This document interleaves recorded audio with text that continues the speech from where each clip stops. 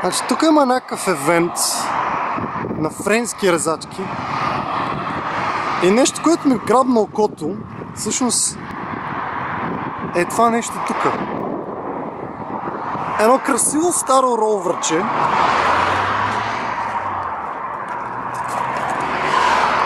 което е на първи собственик. О, боже мой, миризмата вътре е уникална. Първи собственик. И това, което виждате в момента тук, е оригинално от завода.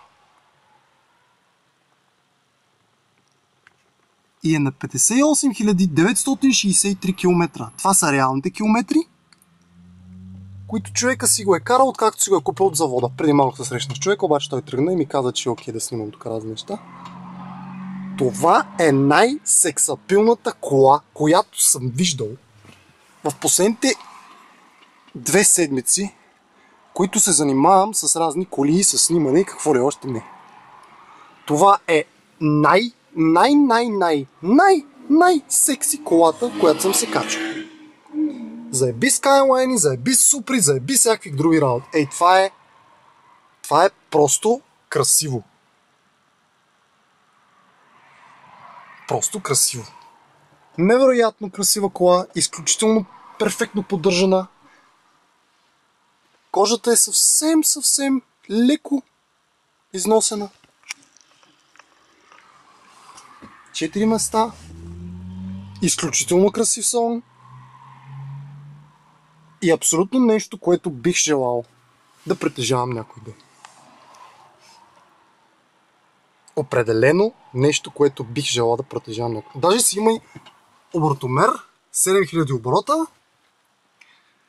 чолк, ойл, beam, brake, fuel, 12 gallons, 14 US gals, 55 liters. British Jaeger, as you can see. Ето това е тук долу. Тъпия фокус на тъпата ми камера, обаче не го фаща. Това е определено. Боже мой, и седалките са толкова удобни. Това нещо, ако дядо ми го види, ще се побърка. Ако това нещо дядо ми го види, ще се побърка.